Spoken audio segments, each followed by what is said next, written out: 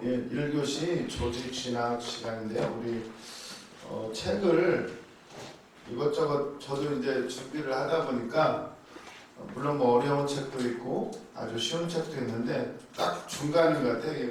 바른신학 김달생 지음 생명의 말씀사, 이게 참 분량도 적당하고 글씨도 아주 커요. 글씨도 크고 아주 뭐 간단하게 쉽게 정리를 해놨더라고요. 그래서 이걸로 그냥 나가면 될 것 같아요. 굳이 뭐 쓸 필요 없고 이걸로 프린트물 만드는 것보다 책이 있으면 그냥 프린트물 넣으면 나중에 없어져요. 근데 이제 책으로 해놓고 여기에다가 이제 줄도 긋고 하다 보면 나중에 이제 목회하시면서 나중에 찾아볼 때 아주 좋아요. 설교 준비할 때도 그냥 막 준비하는 것보다 한번 다른 사람들은 어떻게 생각하나 또 생각을 해보면서 길을 혹시 내가 오류를 범하지 않나 이렇게 보면서 가라고. 그래서 이 조직신학이 중요해요. 물론 이게 하나님의 진리는 성령님이 우리에게 알려주시고 우리에게 그 더한 것도 알려주시지만 이 조직신학이라는 건 한 2000년 많은 사람들이 성경을 보고 읽으면서 또 생활 속에서 부딪히면서 또 이단과 싸우면서 그걸 정립해 나간 거예요. 하나하나 정립해 나간 것이기 때문에 오랜 세월을 견뎠다는 것은 의미가 있죠. 또 좋은 노래, 좋은 곡들은 세월이 흘러도 그 감동이 그때마다 다르죠. 그런 것처럼 오리지널. 예, 오리지널. 요즘에 뭐 소녀시대 이런 애들 보면 막 이렇게 옛날 거 노래 갖다 쓰잖아요. 근데 또 오리지널을 들어보면 좀 화려하지는 않지만 그 뭐라고 해야 돼요? 그 곡의 느낌, 감정. 영어는 오리지널, 우리나라 말로 오래됐죠. 맞아요. 영어 노래 같은 경우, 우리나라 이제 찬양 같은 경우도 원래 이제 영어나 다른 나라 곡들을 이렇게 번역을 하다 보니까 그 느낌이 사실 없어요. 그 무슨 곡이죠? 그 스틸. 주품에? 주품에. 우리말로 하면은 이제 주품에로 번역을 했는데 주품에 부무소소 이렇게 하는데 그거보다 스틸, 잠잠하라, 여전히 그분은 계시다. 어떤 많은 의미를 함축을 해요.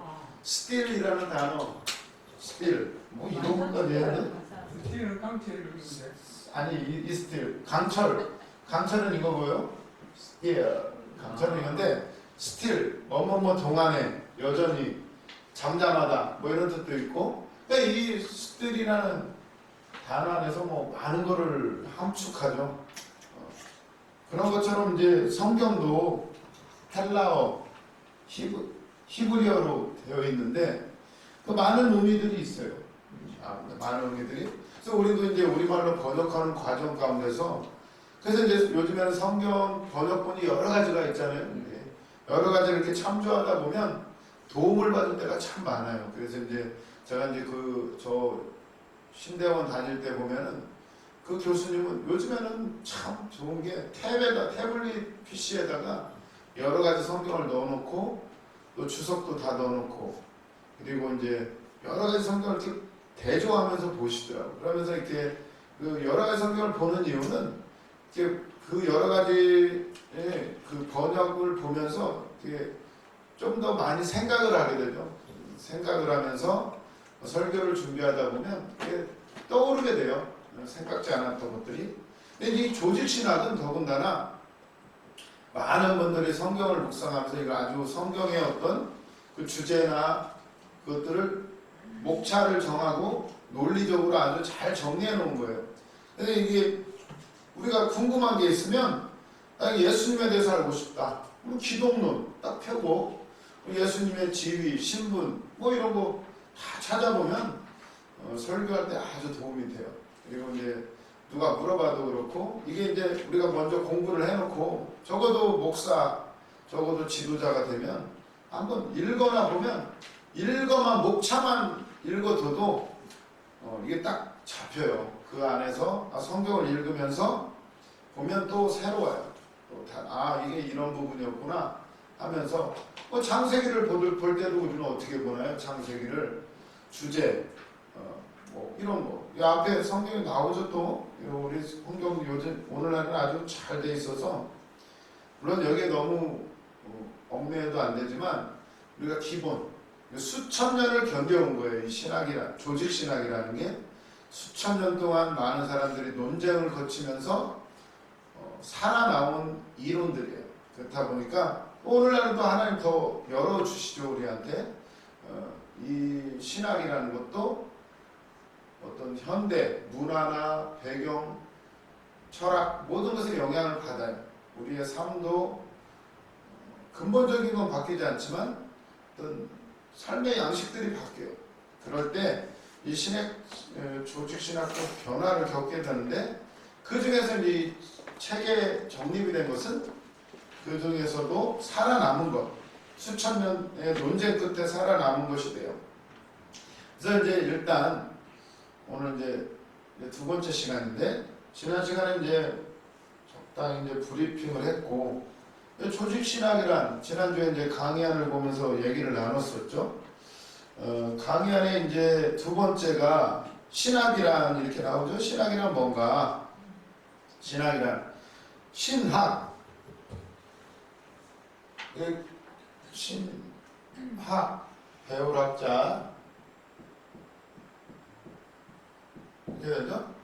귀신 신 배울학자 하나님에 대해서 배우는 거예요. 하나님에 대해서 배우는 거. 영어로 보면 theology. theology는 잘 안 나오네. theology 영어로는 이렇게 되는데 이제 원래 헬라어로는 데오스 플러스 로고스예요. 로고스. 너무 어려운가? 데오스 하나님. 하나님에 대한 지식, 교훈 뭐 이런 뜻이죠. 로고스는. 이게 이제 신학이죠. 하나님에 대해서 알아가는 거예요.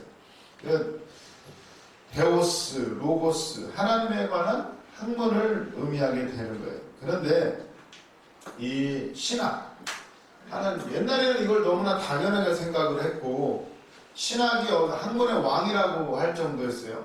철학은 오히려 신학의 시녀다 이렇게 옛날에 말했는데 이제 사람들이 이성을 중요시하는 그것들이 발달하기 시작했죠. 옛날에는 플라톤, 아리스토텔레스, 소크라테스 이러다가 점점 사회가 복잡해지고 발전하면서 어떻게 돼? 18세기 산업혁명이 지나가고 기계가 만들어지고 공장이 세워지고 그러면서 인간의 이성이 굉장히 발달하게 되죠. 사람들이 지식이 점점 더 발달해요. 그러다 보니까 어떻게 돼요? 신에 대해서 별로 생각을 하지를 않아요. 그러면서 이제 칸트라는 사람, 많이 들어봤죠? 임마누엘 칸트. 네, 신학도 어쩔 수 없이 철학의 영향을 받게 돼 있어요. 왜? 인간은 이 사회 속에서 살아가니까 사실 신학이라는 것은 이게 더 높은 학문인데도 불구하고 인간은 어쩔 수 없이 자기가 배운 그 틀에서 바라보게 돼요. 그래서 우리 같은 경우는 어떻게 하나요? 우리 목사님 같은 경우는 저한테 처음에 하신 얘기가 있어. 너는 책 보지 말아라. 왜? 이 세상에 쓸데없는 지식들이 너무 많으니까 이게 가득 차 있으면 어떻게 되죠? 내가 알던 그 지식으로 하나님을 바라보려고 하는 거예요. 그럼 어떻게 돼요? 백날 성경 읽고 설교 들어봤자 어떻게 돼요? 내 기준에서 판단을 해. 목사님 설교가 내 마음에 들으면 아멘이요, 마음에 안 들면 노멘이요. 그냥 떠나버려요. 그냥 요즘 사람들은 워낙 똑똑하니까. 그래서 목사님이 저한테는 책 보지 마. 그냥 기도해. 기도부터. 그러면서 무슨 작업을 해?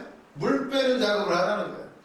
이거를 비워놓은 상태에서 주님의 음성을 듣고 그분을 만나고 나서야 어떤 눈으로? 예수님의 눈으로, 하나님의 눈으로, 성령의 눈으로, 말씀의 눈으로 세상을 바라봐야 올바로 바라보는 건데, 아니 어려서부터 학교에서 공부하고 배운 지식이 많으면 그걸로 오히려 하나님을 알려고 하면 되겠어요? 하나님은 더 크신 분인데 그게 잘못되어 있단 말이에요. 그랬는데 이 칸트라는 사람은 어떤 사람이냐? 칸트, 독일의 철학자죠. 철학자. 철학에서 칸트는 아주 되게 중요해요. 왜냐면 이런 얘기 하는 게 좋은가요? 안 하는 게 좋은가요? 별로 관심 없어요. 원래 이제 서양 철학하면 누가 어디로부터 시작이 돼요? 이제 그리스 철학에서부터 시작이 돼요. 그리스, 아테네. 그래서 이제 그때 누가 소크라테스 유명하죠. 너 자신을 알라. 너나 잘해라. 나를 먼저 알아야 그게 인간적인 기준이죠. 세상의 철학의 근본은 나에서부터 시작이 돼요. 원래 우리 신학은 어디서부터 시작해? 하나님으로부터 시작해. 하나님이 천지를 창조하시고 인간을 만드시고 인간이 범죄했는데 사랑하사 아들을 보내사 우리를 구원하시는 구원의 모든 여정이 사실은 우리 인생이고 인류의 역사인데, 사단은 어떻게 해요? 선악과를 따먹게 하는 순간 모든 기준이 인간이 되고 있어요. 그걸 이제 인본주의라고 해요. 인본주의. 우리는 무슨 주의? 우리는 오늘 신본주의가 원래와 맞은데, 근데 이게 선악과를 따먹는 순간 사단이 의심을 집어넣는 순간, 하나님은 우리를 사랑하시고 우리를 복주시는 하나님인데 사단이 의심을 집어넣었죠. 야, 왜 한 가지만 허락지 않으셨을까? 우리는 희한해요. 금지하면 하지 말라고 하면 더 하고 싶어. 그게 이제 선악과예요. 선악과. 지식의 열매. 선악을 알게 하는. 그래서 이제 세상 철학은 그리스 철학에서 시작이 되는데, 소크라테스, 너 자신을 알라. 그 제자가 있었죠? 제자 중에 유명한 제자 플라톤은 굉장히 이 이성을 중시하는 사람, 이데아라고 하죠. 이데아. 어떤 이상적인 세상을 꿈꿨던 사람이에요. 한마디로 이렇게 이 이성적인 사고, 이걸 굉장히 중요시해요. 그런데 이제 그 다음에 플라톤의 제자가 있었죠. 제자 누구? 아리스토텔레스. 아리스토텔레스. 이게 제자인데, 이 사람은, 플라톤은 이원론이라고 해요. 이원론. 물질 세계와 정신 세계 두 가지로 나누죠. 아리스토텔레는 어떻게 했냐? 이론론이라고 해요. 이론론. 얘는 합쳐버려요. 아니 현실은 어차피 인간은 현실을 살아가는데 굉장히 현실을 중요시해요. 경험을 중요시하고 현실을 중요시해요. 서양 철학은 이 두 가지가 싸워요. 항상.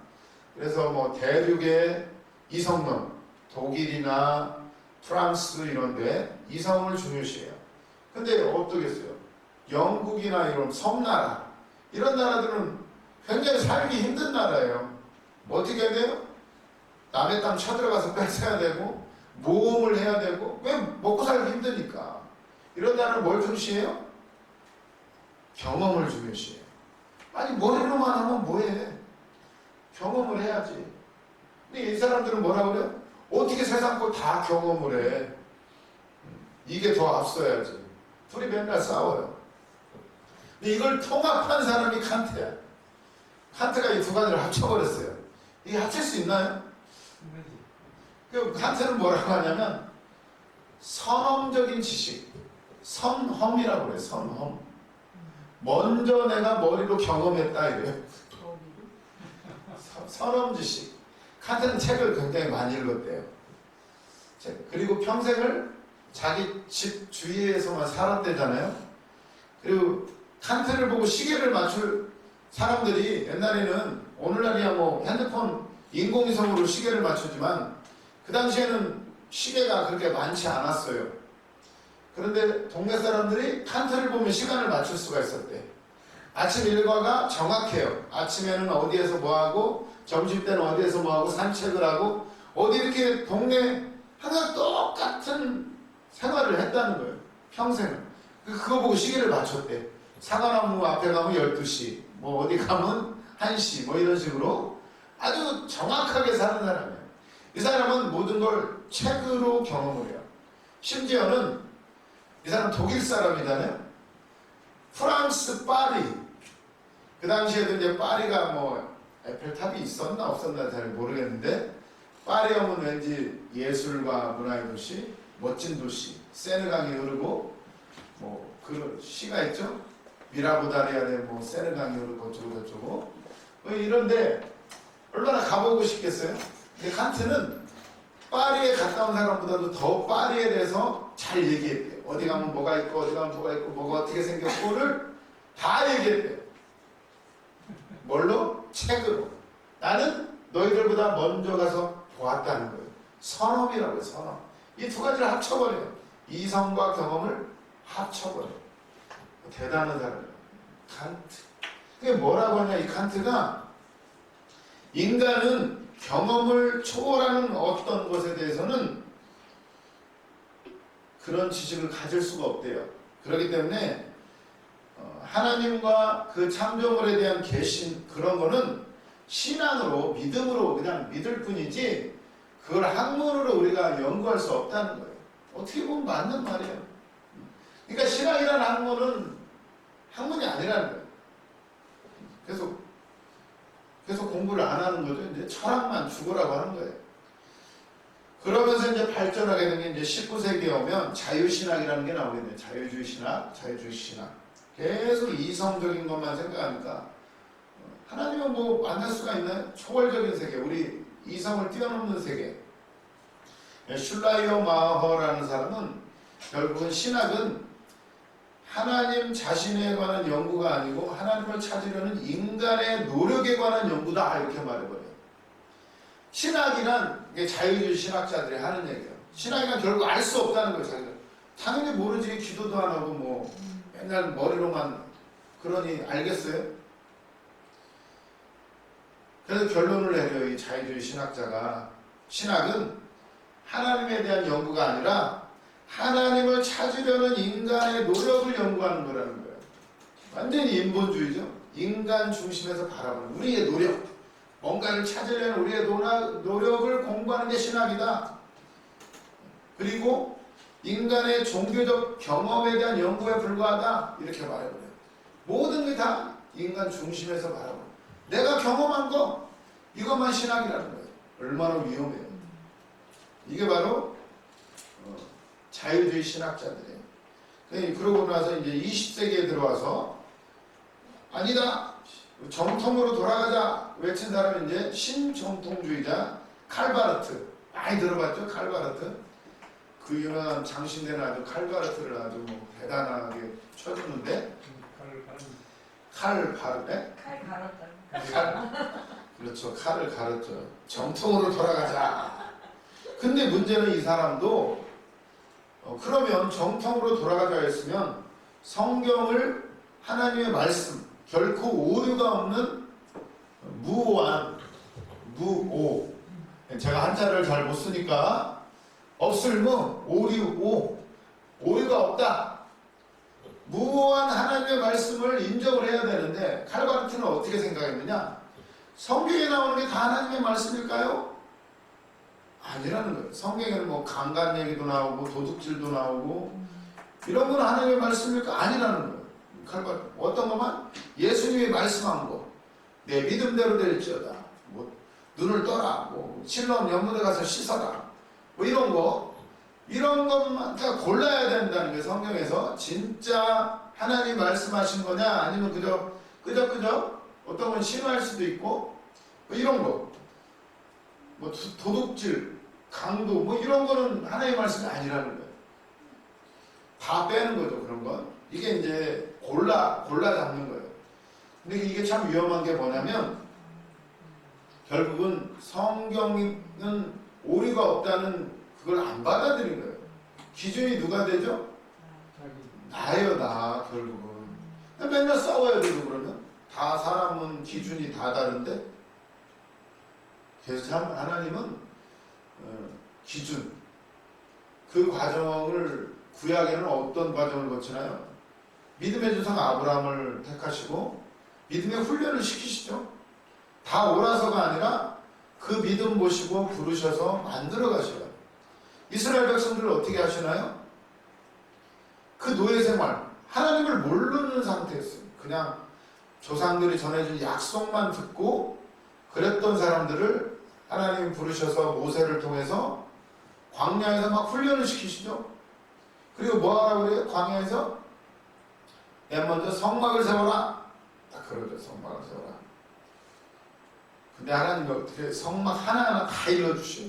치수는 몇 규빗, 뭐 실은 무슨 색깔을 어떻게 섞고 모양은 뭘로 만들고 치수 하나하나 다 하나님 다 지정해 주셔요. 왜 그렇게 하나님은 꼼꼼하시고 왜 이렇게 간섭이 심하시고 왜 그러실까? 그게 저는 이해가 되더라고요. 기도원에서 훈련받으면서 이해가 돼요. 만약에 그렇게 하나님 지정 안 해줬으면 어떻게 될까요? 사람들이 서로 자 모여보세요. 성막을 어떻게 지을까요? 네모로 지읍시다. 안 해요. 동그라미로 지읍시다. 안 해요. 별 모양으로 만듭시다. 그러면 재료는 아니 쇠로 만듭시다. 돌로 만듭시다. 나무로 지읍시다. 대충 합시다. 난리가 날 거예요. 맨날 그것 때문에 싸우다가 성막 지키는 고사하고 그러다가 판나죠. 하나님이 그걸 아시고 결국 뭘 하시냐? 기준. 성막은 다 예수 그리스도의 모형이에요. 예수 그리스도. 우리에게 주신 하나의 기준이 있어요. 예수 그리스도. 그 눈, 십자가, 부활.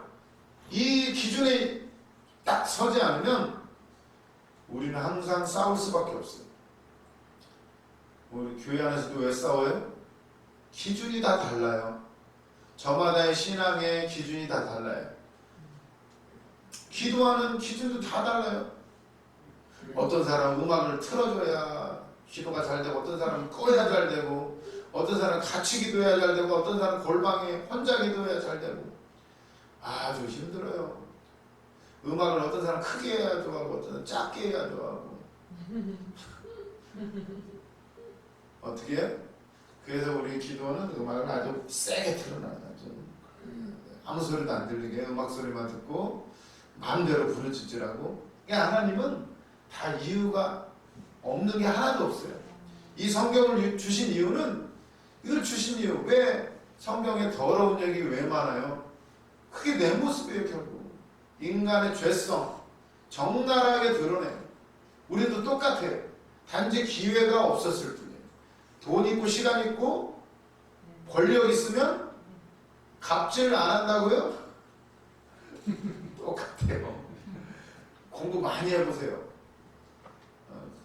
어쩔 수 없이 교만해져요. 내 잣대로 판단하고, 아니 이것도 몰라? 이게 기본 아니야? 근데 다 달라요. 그래서 하나님은 기준을 하나 세우셨어요. 구원의 길, 그리스도의 십자가. 얼마나 감사해요. 똑같아요. 누구에게도 돈으로도 못 가요. 이뻐도 못 가요. 똑똑해도 못 가요. 힘세도 못 가요. 오로지 예수 그리스도. 얼마나 감사해요. 근데도 죽겠다고 그것만 알면 되는데 얼마나 많은 걸 배우려고 하는지 몰라요. 역사, 철학, 히브리어, 헬라어 이미 성경을 다 번역해놨는데 또 왜 공부를 하려고 하는데. 우리 신학교 유명한 데 나오는 그 형님 되는 목사님이 그러더라고요. 이해 못하겠다 신학교. 아니 교수 할 사람이나 히브리어 헬라어 배우게 하지. 아니 히브리어 헬라어에 쏟는 힘이 3분의 2가 된대요. 모든 신학교 커리큘럼에 그것만 죽으라고 공부하니까. 아니 왜 점수를 받아야 되니까 3분의 2를 거기다 쏟는데요. 왜? 생판 처음 배우는 거니까. 우리 영어 배우는데 얼마나 힘들었어요. 근데 히브리 헬라어를 또 배워야 돼? 전 지금 알파벳도 외우기도 뭐 히브리어는 더 이상하더라고요. 헬라어는 그나마 좀 영어 비스무리한데 너무나 안타깝대요. 그 시간에 성경 더 공부하고 딴 거 하는데 교수 할 사람만 왜 그걸 다 배우게 하냐. 물론 그것도 이유가 있겠죠. 다 알면 좋으니까. 근데 요즘에는 휴대폰에 다 나와. 히브리, 헬라어, 원어 다 해석 다 나와. 우리 이제 뭐만 하면 된다? 예수 기도하고 신의 세계. 이 철학자들도 인정을 하는 거예요. 하나님과 하나님의 창조에 대해서 우리는 알 수 없다. 그냥 보이는 거, 들리는 것만 연구하자. 그러므로 신학은 학문이 될 수가 없다. 너무나 높아서. 근데 이 사람은 어떻게 깔봐요? 신학은 그건 아무것도 아니다. 결국 칼바르트도 정통으로 돌아가자 그랬는데 하나님의 말씀을 다 받아들이지 않고 자기 기준으로 선택을 해야 돼요. 그런데 그래서 그러면 우리는 어떻게 정의를 짓느냐? 결국 신학이란 하나님에 관한 지식, 오늘 하나님에 관한 학문이다. 말 그대로예요. 티올로지, 데오스 플러스 로고스. 한자로 하면 신학, 신에 관한 학문 이렇게 되는 거죠. 그래서 보면 그런데 신학을 어떻게 하느냐? 내 주관이 아니라 객관적인 하나님을 객관적인 대상으로 해서 정의를 내리는 게 이제 신학이라는 거예요. 어떻게 객관적으로? 무엇에 근거해서? 하나님 주신 말씀, 계시의 말씀에 근거해서 이 조직 신학이 근본이 하나님의 말씀이에요. 예. 그래서 이 조직 신학을 잘 공부를 해두면 우리가 이제 속지 않아요. 속지 않아. 결국은 예수 그리스도 십자가. 신학은 하나님의 사역 그리고 피조물인 우주도 그 대상으로 해요. 하나님의 모든 창조물. 성경 안에 다 나와요. 첫째 날 하나님 어떻게 창조하시고 둘째 날, 셋째 날, 여섯째 날 하나님이 일러주신 그대로예요. 신기해요. 과학이 발달하면 발달할수록 점점점 드러나요. 성경은 사실이네. 그럼 우리는 이제 머리 좋은 사람은 이제 느껴야 돼. 그냥 믿으면 되는구나. 단지 내가 아직 몰라서 그렇지 믿고 나가면 되는 거예요. 약이 있어요. 어디 감기 걸렸어. 이거 먹으면 낫는데. 코로나 걸렸어. 이거 먹으면 주사 맞으면 낫는데. 바이러스는 치료제가 아니죠. 아니 백신은 치료제가 아니죠. 항체를 형성해 주는 건데 그걸 그냥 맞으면 되지 믿고 그걸 또 연구하고 그게 내 몸에 좋은지 안 좋은지 연구하다가 죽는 거죠. 믿으면 끝나요. 믿으면 우리가 이제 성경을 보고 더군다나 기도하면서 체험하신 분들은 알아요. 하나님 말씀 1.1획도 변함이 없다. 우리는 믿고 나아가시는 여러분들이 되시기를 바랍니다. 믿고 먹으면 건강해지고 치료받아요. 그런데 그거 분석하다가 때를 놓치면 어떻게 돼요? 고침 못 받고 고생 죽게 하다가 인생을 살게 돼요. 그래서 오늘 우리는 믿음으로 승리하시기를 바랍니다. 그리고 신학은 하나님에 대해서 설명할 뿐만 아니라 하나님과 우주와의 관계, 즉 창조, 섭리, 구속 이런 것도 다 다뤄요. 모든 것을 다루는데 그리고 또 신학은 뭘 다루느냐? 성경에서 우리에게 계시해 주신 유일하신 참되신 하나님과 그의 경륜. 제가 이제 지난 시간에 섭리, 하나님의 경륜이라는 단어를 제가 생각이 안 나가지고 로마서가 이제 그것에 대해서도 얘기하거든요. 하나님의 경륜이라고요. 경륜. 원래 연세 드신 분들 보면 경륜이 있다 이러지 않나요? 경륜? 덕과 경륜이 있으시다. 그건 존경받죠? 경륜.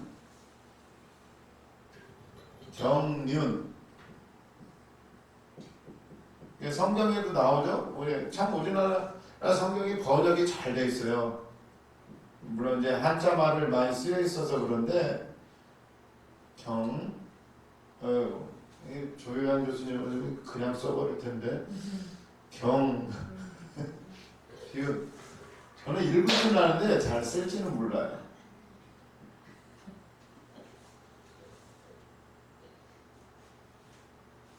이거 몰라도 천국 가는데 지장이 없어요. 경륜. 경륜은 이제 헬라어로 오이코노미아. 이코노미아가 아니고 오이코노미아. 오이가 코로 코노미아. 코로 들어가서 미아가 된 거죠. 오이가 코로 들어가서 콧구멍이 큰 것 같아요. 오이코노미아. 경륜이에요. 하나님의 경륜. 이런 말을 많이 쓰는데 신학은 하나님의 경륜에 대해서도 공부를 해요. 이 오이코노미아라는 뜻은 관리, 경영, 행정 이런 의미가 있다는 거예요. 행정. 하나님의 경륜 하면은 천지 만물을 전부 다 관리하시고 경영하시고 행정 모든 것을 다 하는 이런 하나님의 경륜에 대해서도 우리 조직신학은 연구를 해요. 그래서 이 오이코노미아라는 단어는 청지기로 일하다, 관리하다 이런 말에서 유래가 되었대요. 그래서 이 단어는 첫 번째로는 이제 가정을 관리하다 이런 의미에서 이제 시작이 되었대요. 가정에서 최소 단위가 이제 가정에서부터가 시작이 되는 거죠. 가정을 잘 관리하다, 밥 잘하고 빨래 잘하고 뭐 청소하고 뭐 이런 거. 또 청지기들이 이런 일을 하는 거죠. 그러다가 뜻이 이제 확대가 되었어요. 국가적으로 확대가 되면 어떻게 돼요? 국가 통치, 국가 경영 이런 뜻으로 이제 확대가 되기 시작했어요. 그러다가 이제 마침내는 어떤 직책을 맡음으로써 생겨나는 모든 종류의 활동에 대해서 이 단어를 쓰기 시작했대요. 그래서 어떤 대통령이 되면 대통령의 경륜, 모든 나라를 다스리고 한 가정 안에서도 가장이 다스리고 그리고 또 어떤 직책을 맡았을 때 목사, 전도사, 강도사, 집사 직책을 맡았을 때 어떤 모든 일을 하는 그런 거 관리, 직무, 감독, 경영, 행정 이런 것들을 다루는 거예요. 이제 에베소서 1장 10절을 보시면 이 경륜이라는 단어가 나오죠. 에베소서 1장 10절 뭐 이 책에 이거는 제가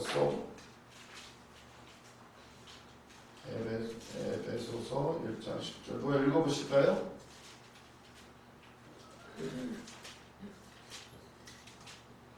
아 9절부터 읽어야 되네. 9절부터 에베소서 1장 9절 10절 제가 가진 성경으로는 신약 310페이지 조금씩 다를 수는 있어요. 다 같이 읽겠습니다. 그 뜻의 비밀을 우리에게 알리신 것이요 그의 기뻐하심을 따라 그리스도 안에서 때가 찬 경륜을 위하여 예정하신 것이니 하늘에 있는 것이나 땅에 있는 것이 다 그리스도 안에서 통일되게 하려 하심이라. 아멘. 이 복음 그 뜻의 비밀 우리에게 알리신 이유는 그리스도 안에서 때가 찬 경륜 하나님의 그 경영하심 섭리에 따라서 우리에게 주신 것이라는 거예요. 그걸 주신 이유는 하늘에 있는 것 땅에 있는 온 우주 만물 다 그리스도 안에서 통일되게 하려 하십니다. 이게 이제 하나님의 경륜에 대해서 아주 잘 말씀한 거예요. 그러니까 신학은 하나님, 인간, 천지 만물, 온 우주 하나님 그 우주를 경영하시는 하나님 경륜에 대해서 다 얘기를 하는 거예요. 그러니까 신학이 아주 범위가 넓어요. 우리 인간은 알 수 없어요. 그러나 그렇기 때문에 하나님 주신 계시, 특별 계시, 성경을 기준으로 해서 하는 거예요. 그러니 철학자들은 이게 이해가 되겠어요? 눈에 보이는 거, 내가 아는 것만이 다다. 평생 연구해봐. 얼마나 할 수 있는가. 온 우주를 알아요? 욥기에 보면 아주 엄청난 말이 나오죠. 욥이 막 질문을 막 해야 돼요. 하나님 이게 옳아요 틀려요 내가 뭘 잘못했어요 이러는데 하나님은 아무 대답도 안 하셔요. 그리고는 너 한번 내가 질문할 테니까 대답해봐 이래요. 네가 바다 밑속을 걸어보았느냐, 네가 염소 새끼 뵐 때를 아느냐 막 쭉 얘기하시는데 베헤몬, 악어는 사단을 의미하거든요. 악어를 내가 어떻게 하고 하나님의 모든 걸 다 주관하신다는 거예요. 심지어 사단까지도 귀신까지도 하나님의 통치 안에 다 관리하고 경영하시면서 그들까지도 통해서 우리 한 사람 한 사람을 만들어 가신다는 거예요. 구원까지 인도하시는 그 하나님의 모든 경영. 욥은 힘들어서 하나님께 부르짖는데 그 고난까지도 하나님이 나를 만드시는, 싸우고 사람들과 싸우고 국가 간의 전쟁, 그 모든 역사가 다 통틀어져서 하나님의 구속사를 이루어가는 놀라우신 하나님의 경영이 있다는 거예요. 해와 달과 별, 바다, 새, 짐승들 모든 걸 다 하나님은, 동식물도 자라게 하시고 모든 걸 막 하나님 질문하는데 욥이 대답을 못해요. 우리 조직신앙이 이런 걸 배우는데 다 배울 수는 없고 아주 일부 이런 기준이 있다, 이런 틀을 갖추면 우리가 속지 않아요. 그래서 우리 목사님 저한테 청하셨던 게 너는 좀 물을 좀 빼야 된다. 책 읽지 말아라 더 이상. 왜? 이거 바꿔야 돼요. 내 기준이 아니고 내가 알던 게 아니라 하나님의 기준에서. 하나님은 지금 우리를 바라보시면 뭘 가장 안타까우실까요? 우리는 막 지금 빨리 살 빼고 시집도 가고 장가도 가고 돈도 벌고 집도 사고 이런 거에 관심이 많아요. 남들보다 더 좋은 차 타고. 그럼 뭐가 좋은데? 죽으면 끝나요. 하나님은 지금 우리 인생에 100년도 안 되는 이 인생만 바라보는 게 아니라 온 우주와 온 역사와 천국과 지옥까지 심판대까지를 내다보고 계셔요. 거기에 관심 있으셔요. 우리 구원에 관심 있으셔요.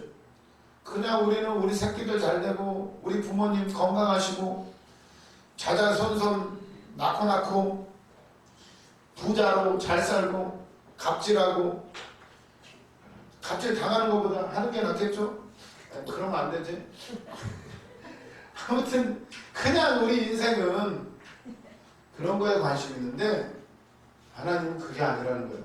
비록 우리가 고난당하지만 그게 하나님 보시기에는 그것 때문에 네가 기도하고 그것 때문에 네가 딴짓 안 하고. 다윗 보세요. 다윗 고생할 때는 그렇게 신앙이 좋더니 시간 나고 돈 있고 힘 있으니까 어떻게 해요? 그런 가지고 남의 여자 건드리고 다녀요. 사람은 그래요. 하나님이 그래서 막 훈련을 시켜요. 그래도 다윗은 훈련이 되었어요. 네, 알아요. 내가 어떻게 목동에서 왕이 되었나? 하나님이 지켜주셨다는 걸 알아요. 그러니까 바로 엎드려요.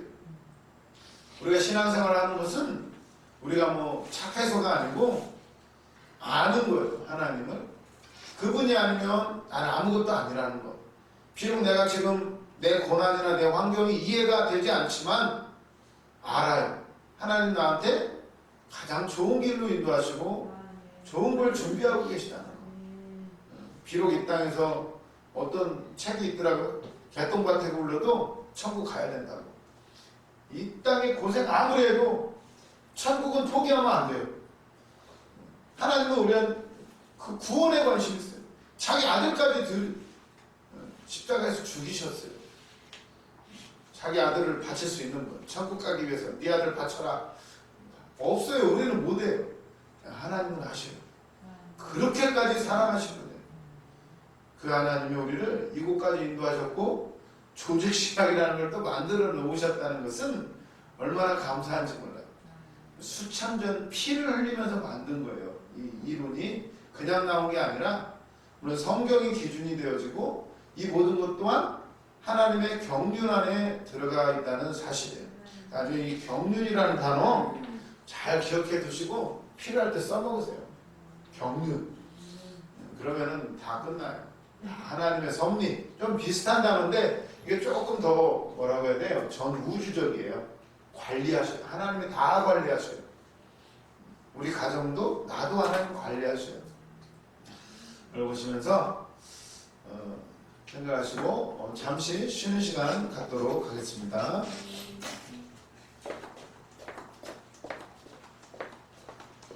이 책이 너무 좋아요.